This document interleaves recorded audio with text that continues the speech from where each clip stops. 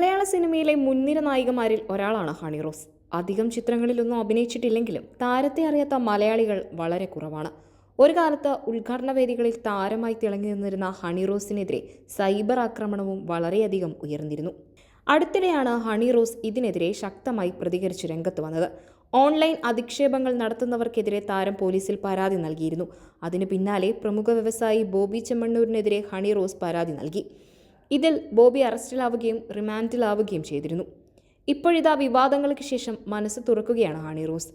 ബോബി ചെമ്മണ്ണൂർ അനുകൂലികൾ ഹണിക്കെതിരെ രംഗത്ത് വന്നതിന് പിന്നാലെയാണ് താരം മനസ്സ് തുറന്നത്.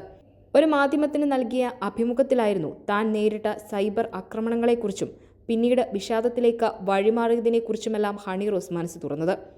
കോവിഡിന് ശേഷം ഏറ്റവും കൂടുതൽ സൈബർ ബുള്ളിംഗ് നേരിട്ട ആളാണ് ഞാൻ. എൻ്റെ ശരീരഭാഗങ്ങൾ പരാമർശിച്ച് വളരെ മോശം കമൻറ്റുകളും മെസ്സേജുകളും വീഡിയോകളുമാണ് കാണേണ്ടി വന്നത്. പൊതുവെ കുറച്ച് സമാധാനം ഇഷ്ടപ്പെടുന്ന ആളായതുകൊണ്ട് ഞാൻ ഇതുവരെ പ്രതികരിക്കാതെ നിന്നു. എന്നാൽ ക്ഷമയുടെ നെല്ലിപ്പലക കണ്ടതോടെ പ്രതികരിക്കാൻ തീരുമാനിച്ചു. എന്നെ സ്നേഹിക്കുന്ന അച്ഛനും അമ്മയും പിന്നെ കുറച്ചാളുകളും ഉള്ളതുകൊണ്ട് മാത്രമാണ് പ്രതികരിക്കാൻ തയ്യാറായത്. പ്രതികരിക്കാത്തതിന് അവരുടെ ഭാഗത്തു നിന്ന് എപ്പോഴും വഴക്ക് കേട്ടിരുന്നു. ഞാൻ നൽകിയ പരാതിക്ക് പൂർണ്ണമായ പരിഹാരം ഇതുവരെ ഉണ്ടായിട്ടില്ല. എൻ്റെ തീരുമാനത്തെ അഭിനന്ദിക്കാൻ സിനിമാ രംഗത്തു നിന്ന് തന്നെ ആളുകളുണ്ടായിരുന്നു.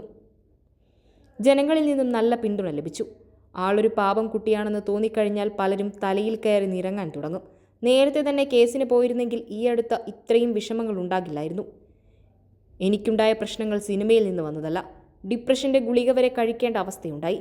പല അഭിമുഖങ്ങളിലും സന്തോഷവതിയാണ്, പ്രശ്നമൊന്നുമില്ല എന്നാണ് പറയാറ്. എന്നാൽ അങ്ങനെ പറയുമ്പോഴും മാനസികമായി ഇതെല്ലാം ബാധിക്കുന്നുണ്ടായിരുന്നു. കുറച്ച് ഉത്കണ്ഠ കൂടുതലുള്ള ആളാണ്. പക്ഷേ ഉള്ളിലൊരു പോരാളി കൂടിയുണ്ട്. അവസാനം വരെ പോരാടാൻ തീരുമാനിച്ചപ്പോൾ മനസ്സിൽ നിന്നും വലിയൊരു ഭാരം ഇറക്കി വെച്ചതുപോലെയായിരുന്നുവെന്നും ഹണി റോസ് പറഞ്ഞു.